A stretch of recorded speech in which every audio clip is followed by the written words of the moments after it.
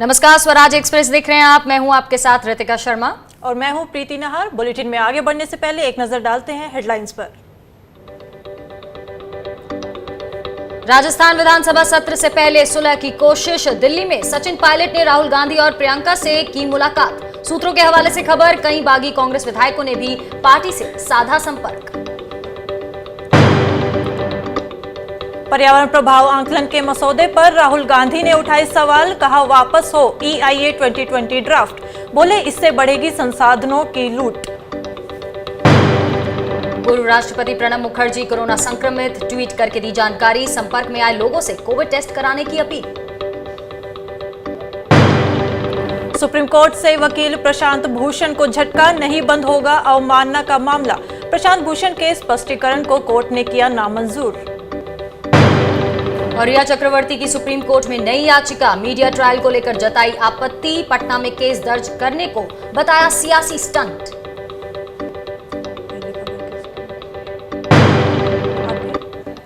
तो राज सिंह गहलोत और ambience group के ठिकानों पर सीबीआई छापेमारी कर रही है। दिल्ली, चंडीगढ़ समेत 4 ठिकानों पर ये रेड हो रही है। फर्जीवाड़ा करने के आरोप में हाई कोर्ट ने केस दर्ज करने का आदेश दिया था।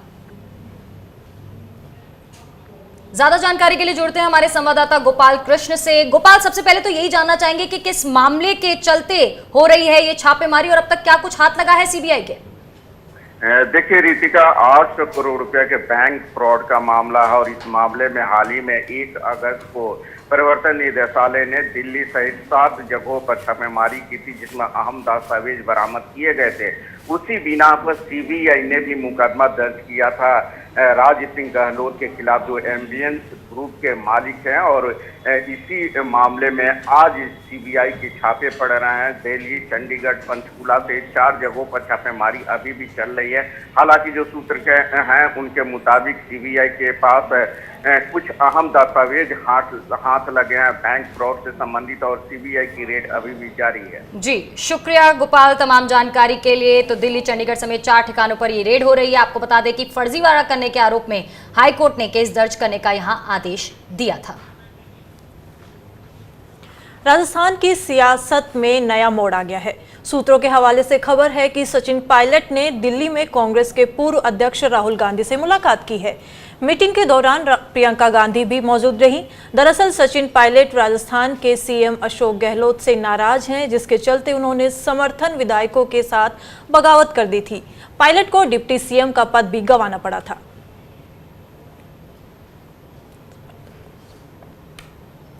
और उधर कांग्रेस प्रदेश अध्यक्ष गोविंद सिंह डोटासरा ने स्पीकर सीपी जोशी से विधानसभा सत्र की तैयारियों को लेकर चर्चा की। और ये मुलाकात स्पीकर सीपी जोशी के सरकारी आवास पर हुई। मुलाकात के बाद डोटासरा ने मीडिया से बात की। डोटासरा ने कहा कि हम विधानसभा सत्र में शांतिपूर्ण चर्चा चाहते हैं। उन्होंने कहा कि इस सत्र में राजस्थान की जनता के मुद्दे पर चर्चा होनी चाहिए। डोटासरा ने कहा कि कोरोना और राजस्थान के विकास की चर्चा होनी चाहिए। इस बैठक में उप सचेतक महेंद्र चौधरी और निर्दलीय विधायक संयम लोढ़ा भी शामिल थे। तारीख से आउट हुआ है और हम आज यहाँ जयपुर आए तो माननीय अध्यक्ष जी से, हमारे सचेतक जी और माननीय संयम लोढ़ा जी, हम सब ने चर्चा की है कि किस प्रकार से शांतिपूर्वक सदन चले। राजस्थान की जनता के मुद्दों के ऊपर चर्चा हो, कोरोना पे चर्चा हो, गरीब मजदूर जिसके खाने की दिक्कत हो, उसके पीड़ा हो, उसकी चर्चा हो, राजस्थान के विकास की चर्चा हो। और जिस प्रकार से पूरे देश में, राजस्थान में मुख्यमंत्री अशोक गहलोत के नेतृत्व में सरकार कोरोना के मामले में बहुत अच्छा कर रही है और जो अच्छे अच्छे फैसले किए हैं उनके ऊपर चर्चा हो और उसमें कोई कमी खामी अगर विपक्ष बताए तो उसके ऊपर उसकी समस्या का समाधान हो। राजस्थान में सियासी उठापटक के बीच बीएसपी विधायकों की याचिका पर सुप्रीम कोर्ट में सुनवाई टल गई है। अब 11 अगस्त यानी मंगलवार को सुनवाई होगी। अब मंगलवार को ही राजस्थान हाई कोर्ट और सुप्रीम कोर्ट दोनों में मामलों की सुनवाई होगी। बीएसपी विधायकों ने राजस्थान हाई कोर्ट में लंबित मामले को सुप्रीम कोर्ट में ट्रांसफर करने की मांग की है। तो वहीं बीजेपी विधायक मदन दिलावर ने विधानसभा सत्र के दौरान बीएसपी विधायकों के वोटिंग के अधिकार पर रोक लगाने की मांग की है।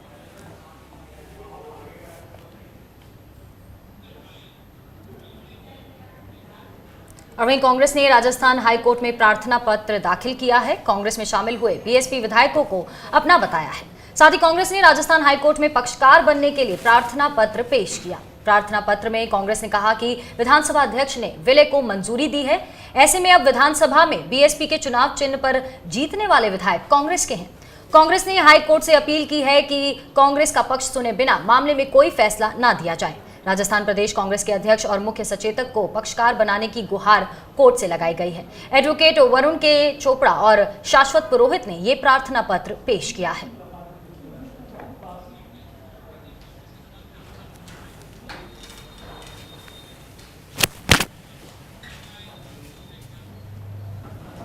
उधर कांग्रेस प्रदेश अध्यक्ष डोटासरा ने कहा कि बसपा विधायकों के मामले में कांग्रेस पार्टी पक्षकार बनेगी। से जब कांग्रेस में 7 जो बसपा के 6 जो माननीय सदस्य थे उन्होंने मर्ज कर लिया, वो आज कांग्रेस के सदस्य हैं, तो उनकी तरफ से कांग्रेस पार्टी जरूर पार्टी बनेगी जहां भी आवश्यकता होगी और पैरवी करेगी। और उधर 14 अगस्त से शुरू होने वाले राजस्थान विधानसभा के विशेष सत्र को लेकर बीजेपी विधायक दल की बैठक बुलाई गई है। ये बैठक जयपुर के होटल क्राउन प्लाजा में शाम 4 बजे होगी। आपको बता दें कि इस पर बीएसपी विधायकों की सदस्यता को लेकर मंगलवार को राजस्थान हाईकोर्ट में सुनवाई भी होनी है। उसके बाद ये बैठक बुलाई गई है, यानी हाईकोर्ट के फैसले के बाद की स्थिति और सत्र को लेकर की रणनीति पर चर्चा होगी।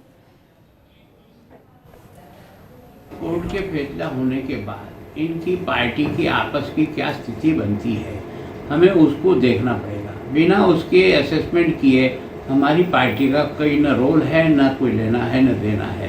हम तब तक की इंतज़ार कर रहे हैं कि क्या होता है और किस तरह से बैठता है।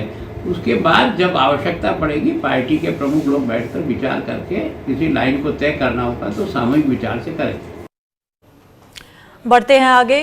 देश के कई राज्य बाढ़ से बुरी तरह प्रभावित है। बाढ़ प्रभावित 6 राज्यों के मुख्यमंत्रियों से प्रधानमंत्री नरेंद्र मोदी ने वीडियो कॉन्फ्रेंसिंग के जरिए बात की और हर संभव मदद देने का भरोसा दिया।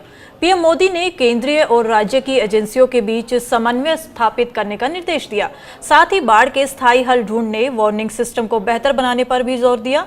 प्रधानमंत्री ने वीडियो कॉन्फ्रेंसिंग के जरिए जिन राज्यों के मुख्यमंत्रियों से बात की उसमें बिहार के मुख्यमंत्री नीतीश कुमार, महाराष्ट्र के मुख्यमंत्री उद्धव ठाकरे, उत्तर प्रदेश के सीएम योगी आदित्यनाथ, केरल के मुख्यमंत्री पी विजयन, असम के सीएम सर्बानंद सोनोवाल और कर्नाटक के गृह मंत्री से बात की, क्योंकि कर्नाटक के सीएम येदियुरप्पा इन दिनों कोरोना संक्रमित है। एसडीआरएफ में हमने जो अगले 395 करोड़ का जो इंस्टॉलमेंट है वो एडवांस मांगा है। दूसरी बात 4000 करोड़ जो अभी लॉस हुआ है उसके लिए स्पेशल असिस्टेंस देने के लिए हमने। और वहीं रोजगार के मुद्दे पर कांग्रेस महासचिव प्रियंका गांधी ने यूपी सरकार पर निशाना साधा है। प्रियंका गांधी ने ट्वीट करके कहा कि हर साल इन्वेस्टर्स समिट में एमओयू साइन होते हैं, करोड़ों लगाकर इन समिट में ये काम कागजी शेर बनने के लिए किया जाता है। उत्तर प्रदेश में भयंकर बेरोजगारी है और आर्थिक तंगी की वजह से आत्महत्या कर रहे हैं। सरकार को ये बताना चाहिए कितने एमओयू धरातल पर उतरे और कितने युवाओं को रोजगार मिला। सुशांत सिंह राजपूत की मौत के मामले में आरोपी रिया चक्रवर्ती ने मीडिया के खिलाफ सुप्रीम कोर्ट में अर्जी दाखिल की है। रिया ने याचिका में कहा कि मीडिया ट्रायल करके उसे इस मामले में दोषी करार देते हुए उसकी बदनामी कर रहे हैं।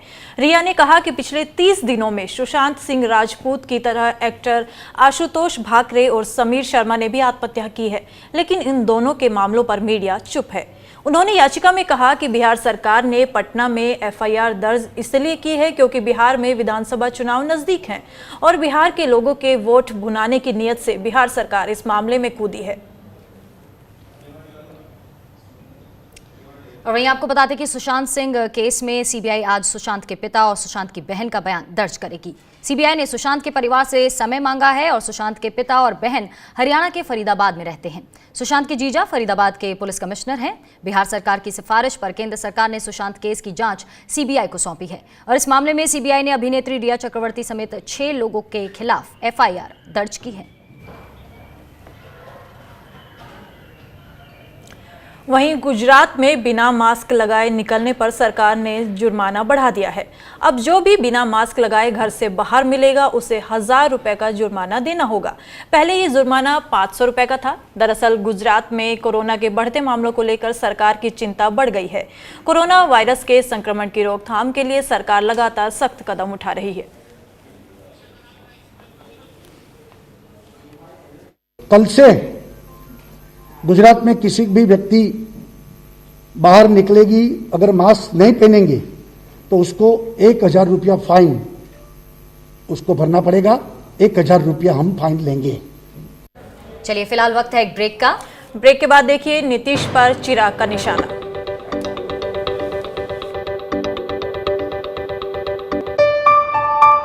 चलो इतिहास के कुछ पन्ने पलटते हैं।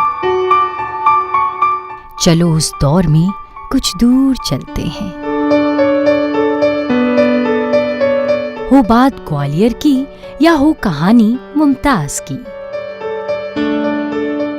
बेगम नवाब की झलकियां या हो बात काले ताज की, हर तरफ पसरा यहाँ इतिहास है। यूं ही नहीं कहते सभी, मध्य प्रदेश तो कुछ खास है। वक्त के निशान।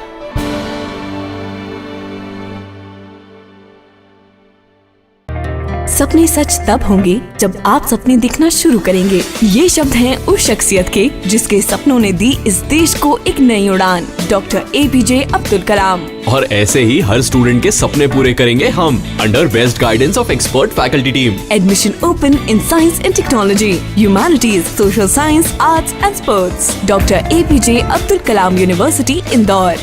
For the details, contact 180030026072.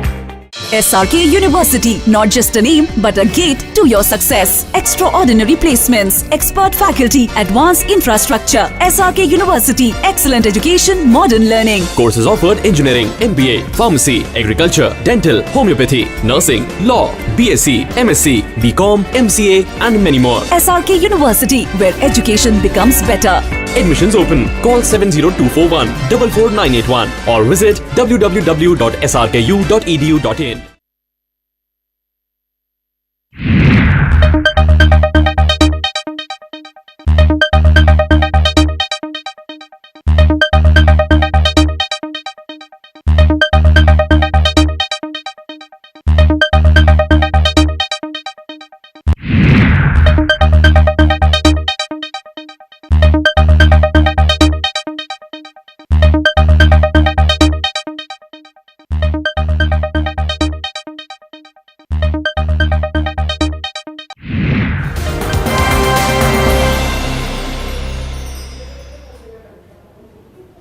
Break के बाद आप सभी का एक बार फिर स्वागत है। पूर्व राष्ट्रपति Pranab Mukherjee corona virus positive पाए गए हैं। खुद प्रणब दा ने ट्वीट कर इस बात की जानकारी दी। प्रणब मुखर्जी ने ट्वीट में लिखा कि इस बार अस्पताल की यात्रा एक अलग प्रक्रिया के लिए मैं कोरोना वायरस पॉजिटिव पाया गया हूं। प्रणब मुखर्जी ने अपने ट्वीट में लिखा कि पिछले एक हफ्ते में जो भी लोग मेरे संपर्क में आए हैं, मैं उनसे अपील करता हूं कि वो सभी टेस्ट करवाएं और आइसोलेट हो जाएं। आपको बता दें कि प्रणब मुखर्जी की उम्र 84 साल है। ऐसे में बढ़ती उम्र के कारण भी उन्हें अस्पताल में भर्ती कराया गया है। कांग्रेस के दिग्गज नेता रहे प्रणब मुखर्जी 2012 से 2017 के बीच देश के राष्ट्रपति रहे हैं। साल 2019 में केंद्र सरकार ने प्रणब मुखर्जी को भारत रत्न से सम्मानित किया था। बढ़ते आगे, उत्तर प्रदेश में महिलाओं और बेटियों की सुरक्षा को लेकर सवाल खड़े हो रहे हैं। हापुड़ के गढ़मुक्तेश्वर में 6 साल की बच्ची से निर्भया जैसी दरिंदगी करने वाले आरोपी 4 दिन बाद भी पुलिस की गिरफ्त से दूर हैं। रविवार को पुलिस ने 3 आरोपियों के स्केच जारी किए। पीड़ित बच्ची का इलाज, आपको बता दें, मेरठ मेडिकल कॉलेज में चल रहा है। डॉक्टरों का कहना है कि बच्ची की आंत का ऑपरेशन सफल रहा है। उम्मीद है कि जल्द उसे खतरे से बाहर निकाल लेंगे। पुलिस के मुताबिक आरोपी बच्ची को जबरन बाइक पर बिठाकर ले गए और सुनसान जगह ले जाकर दुष्कर्म किया। बच्ची की हालत बिगड़ी तो उसे छोड़कर फरार हो गए। पुलिस ने 2 चश्मदीद गवाहों के आधार पर तीनों आरोपियों के स्केच बनाए हैं। पुलिस का कहना है कि सीसीटीवी फुटेज के आधार पर आरोपियों की पहचान भी कर ली गई है। गिरफ्तारी के लिए दबिश दी जा रही है। 2022 विधानसभा चुनाव से पहले यूपी में एक बार जातिगत वोट बैंक की राजनीति फिर से शुरू हो गई है। परशुराम को लेकर बीएसपी अध्यक्ष मायावती के बयान पर कांग्रेस ने निशाना साधा है। कांग्रेस का कहना है कि मायावती अपने रास्ते से भटक गई हैं। दरअसल मायावती ने कहा था कि बीएसपी सत्ता में आती है तो न सिर्फ परशुराम की मूर्ति लगाएगी, बल्कि अस्पताल, पार्क और बड़े बड़े निर्माण स्थल को महापुरुषों का नाम दिया जाएगा। वहीं कांग्रेस ने मायावती पर निशाना साधा है। देखिए, बड़ा आश्चर्य हुआ कि परशुराम प्रेम मायावती को जागा है और उन्होंने कहा है कि परशुराम के नाम से हम जगह जगह पर अस्पताल खोलेंगे पूरे प्रदेश में अगर सत्ता में आते हैं। अच्छा होता कि बाबा साहब डॉक्टर भीमराव अम्बेडकर के बारे में जिक्र करते, वो साहू जी महाराज का जिक्र करते, ज्योतिबा फुले जी का जिक्र करते। ये अपने रास्ते से पूरी तरह से भटक गए। बात करें बिहार की तो चिराग पासवान ने एक बार फिर सीएम नीतीश कुमार पर बड़ा हमला बोला है। चिराग पासवान ने साफ साफ कहा है कि बिहार में अब किसी एक व्यक्ति का एजेंडा नहीं चलने वाला है। एनडीए की 3 पार्टियां अगर साथ मिलकर चुनाव लड़ने जा रही हैं, ऐसे में चुनाव से पहले कॉमन मिनिमम प्रोग्राम बनाना होगा। साथ ही चिराग पासवान ने कोरोना काल में विधानसभा चुनाव नहीं कराने की मांग को भी दोहराया। अंग्रेजी अखबार इंडियन एक्सप्रेस को दिए एक इंटरव्यू में उन्होंने नीतीश कुमार पर निशाना साधते हुए कहा कि 7 निश्चय योजना सीएम नीतीश का एजेंडा हो सकता है, एनडीए का नहीं है। उन्होंने बिहार विधानसभा चुनाव को लेकर कहा कि अभी चुनाव कराना सही नहीं, ऐसा करना जानबूझकर लोगों को मौत के मुंह में डालने के समान है। उन्होंने ये भी कहा कि बिहार में 6 महीने के लिए राष्ट्रपति शासन क्यों नहीं लगाया जा सकता है। उन्होंने बताया कि एलजेपी ने अपने स्टैंड के बारे में बीजेपी अध्यक्ष जेपी नड्डा को भी सब कुछ बता दिया है। आपको यहां बता दें कि ये पहली बार नहीं है जब चिराग पासवान ने सीएम नीतीश पर हमला बोला है। इससे पहले शराबबंदी, भ्रष्टाचार और कोरोना संकट को लेकर भी नीतीश कुमार पर व्यक्तिगत हमला बोल चुके हैं चिराग पासवान। सुप्रीम कोर्ट ने दिल्ली में स्मॉग टावर लगाने के अपने फैसले पर पुनर्विचार करने की याचिका को खारिज कर दिया है। याचिकाकर्ता के वकील ने दलील दी थी कि इससे चीनी कंपनियों को पैसा मिलेगा और यह साबित करने के लिए कोई वैज्ञानिक आधार नहीं था कि स्मॉग टावर प्रदूषण को नियंत्रित कर सकता है। सुप्रीम कोर्ट ने दिल्ली का वायु प्रदूषण घटाने के लिए जनवरी में केंद्र और दिल्ली सरकार को 3 महीने के भीतर आनंद विहार में स्मॉग टावर लगाने का आदेश दिया था। और वहीं वरिष्ठ वकील प्रशांत भूषण के खिलाफ सुप्रीम कोर्ट की अवमानना का मामला बंद नहीं होगा। सुप्रीम कोर्ट ने इस मामले में प्रशांत भूषण के स्पष्टीकरण को अस्वीकार कर दिया है। प्रशांत भूषण की सफाई को नामंजूर करने के अब इस मामले में उनके खिलाफ केस चलता रहेगा। सुप्रीम कोर्ट में इस मामले में अगली सुनवाई 17 अगस्त को होगी। साल 2009 में एक इंटरव्यू में प्रशांत भूषण ने सुप्रीम कोर्ट के 8 पूर्व चीफ जस्टिसों को भ्रष्ट कहा था और पिछली सुनवाई में भूषण ने 2009 में दिए गए अपने बयान पर खेद जताया था, लेकिन बिना शर्त माफी नहीं मांगी थी। भूषण ने कहा कि तब मेरे कहने का तात्पर्य भ्रष्टाचार नहीं था, बल्कि सही तरीके से कर्तव्य ना निभाना था। प्रशांत भूषण ने तहलका को दिए एक इंटरव्यू में आरोप लगाया था कि भारत के 16 मुख्य न्यायाधीशों में से आधे भ्रष्ट थे। प्रशांत भूषण ने इस मामले में कोर्ट में अपना स्पष्टीकरण दिया था और जिसे कोर्ट ने नामंजूर कर दिया। कोरोना संक्रमण के बीच कॉलेजों और यूनिवर्सिटी में फाइनल ईयर की परीक्षाएं कराने के यूजीसी के सर्कुलर के खिलाफ 14 अगस्त को सुनवाई होगी। आज से सुनवाई के दौरान याचिकाकर्ताओं ने कहा कि परीक्षा कराने के लिए यूजीसी की तरफ से जारी किया गया सर्कुलर संविधान के मुताबिक सही नहीं है। वहीं कोर्ट में सॉलिसिटर जनरल ने कहा है कि महाराष्ट्र और दिल्ली ने राज्यों की यूनिवर्सिटी की परीक्षाएं रद्द करने का जो फैसला किया है वो यूजीसी के नियमों के खिलाफ है। सॉलिसिटर जनरल ने कोर्ट में कहा कि यूनिवर्सिटी को रेगुलेट करने के लिए यूजीसी एकमात्र संस्थान है। सॉलिसिटर जनरल तुषार मेहता ने कहा कि परीक्षा नहीं कराने का राज्यों का फैसला यूजीसी एक्ट के खिलाफ है। राज्य सरकार यूजीसी के नियम को नहीं बदल सकती। एसजी तुषार मेहता ने महाराष्ट्र और दिल्ली के हलफनामे पर जवाब दाखिल करने के लिए समय मांगा है।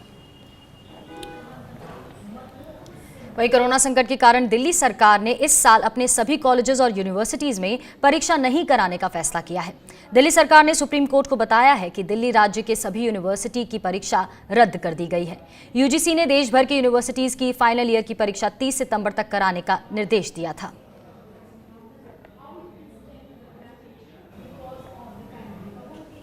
और वहीं जम्मू कश्मीर के बड़गांव में आतंकियों के हमले में घायल बीजेपी नेता अब्दुल हमीद नाजर ने अस्पताल में इलाज के दौरान दम तोड़ दिया, जिसके बाद आज उन्हें सुपुर्द खाक किया गया। बीजेपी के कई नेता इसमें शामिल हुए। बता दें कि सेना के लगातार चलाए जा रहे ऑपरेशन से बौखलाए आतंकी राजनीतिक दलों के नेताओं पर हमले कर रहे हैं। आतंकियों ने अब बड़गाम जिले के ओमपोरा इलाके में भारतीय जनता पार्टी के ओबीसी मोर्चा के जिला अध्यक्ष अब्दुल हमीद नाजर को निशाना बनाया था।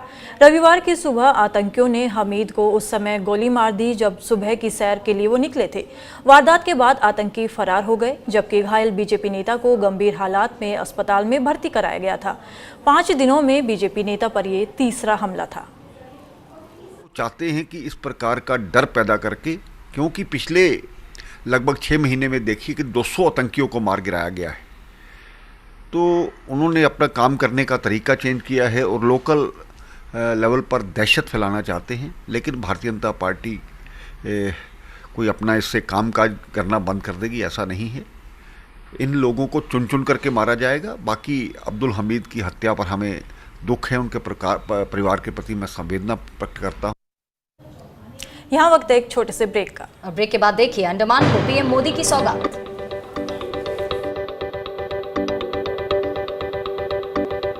RKDF university, a world class university, जहां स्टूडेंट्स को ये ध्यान में रखकर पढ़ाया जाता है कि वो जॉब क्रिएटर्स बन सके, न कि सिर्फ job seekers. So join NIRF ranked university and become CEO of your company. At RKDF University, we focus on all-round development of a student. Courses offering BA, BCom, MA, MCom, BBA, MBA, BSW, MSW, B.Ed, D.Ed, M.Ed. Visit RKDF University at Gandhinagar, Bhopal or call on toll-free number 1800-2700-320. Shri सत्य Sai university का MP में पहला AICTE new Delhi प्रमाणित school of design, जहां है industrial communication and textile design courses. या चुने श्री सत्य Sai university of technology and medical science, जहां है engineering, pharmacy, management, agriculture, homeopathy, law, dairy technology और BHMS जैसे कई कोर्सेज। अधिक जानकारी के लिए विजिट करें स्कूल ऑफ डिजाइन की वेबसाइट www.ssutms.co.in या कॉल करें 9826293590।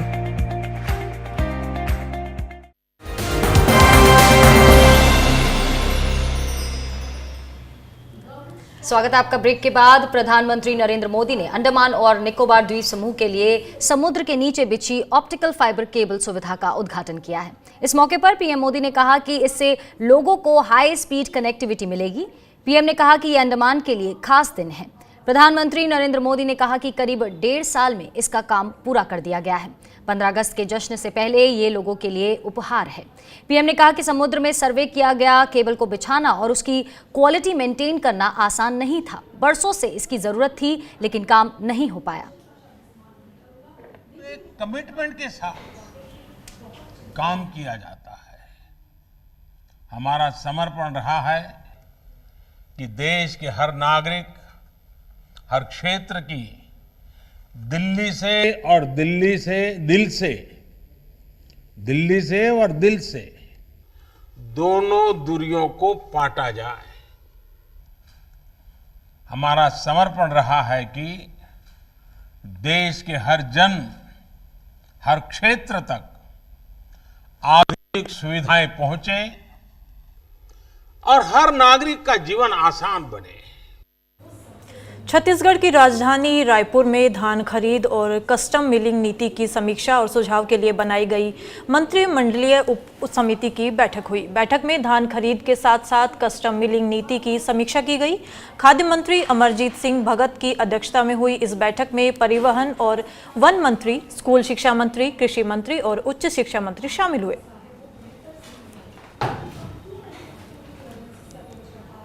केरल गोल्ड तस्करी मामले में आरोपी स्वप्न सुरेश को कोर्ट से झटका लगा है। कोच्चि की विशेष अदालत ने स्वप्न सुरेश की जमानत याचिका खारिज कर दी है।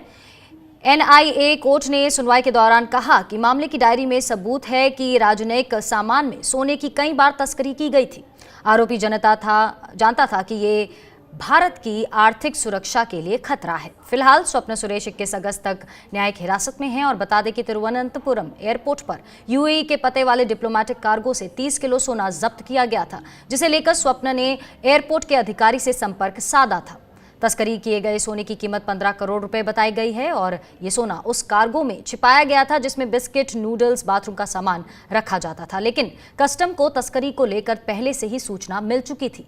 राष्ट्रीय जांच एजेंसी ने स्वप्न सुरेश, फाजिल फरीद और संदीप नायर को इस मामले में आरोपी बनाया है और तीनों पर गैर कानूनी गतिविधि अधिनियम 1967 के तहत FIR दर्ज की गई है। तमिलनाडु में कोरोना के बढ़ते मरीजों के बीच चेन्नई में जिम खोलने के आदेश दिए गए हैं। पिछले 4 महीने से लॉकडाउन के चलते जिम बंद थे, लेकिन अनलॉक 3 में जिम खोल दिए गए हैं। गोल्ड मेडलिस्ट आरती अरुण का कहना है कि सरकार के इस कदम से हमें राहत मिली है। इससे पूरी स्पोर्ट कम्युनिटी को फायदा होगा। उन्होंने कहा कि दिसंबर में इंडोनेशिया में एशियन चैंपियनशिप होनी है, ऐसे में जिम खोलने का हमें फायदा मिलेगा। आरती ने कहा कि लॉकडाउन की वजह से यह मेरे लिए एक बड़ी चुनौती होगी, लेकिन मैं इसे स्वीकार करती हूँ। Extremely happy that government of Tamil Nadu has finally permitted the gyms to open. See, not only me, the entire sports community is going to be benefited by this move. Being a powerlifter, we have to train in multiple equipments, and it is very difficult to train at home with less weights. फिलहाल इस bulletin में इतना ही और आप बने रहिए Swaraj express के साथ। नमस्कार।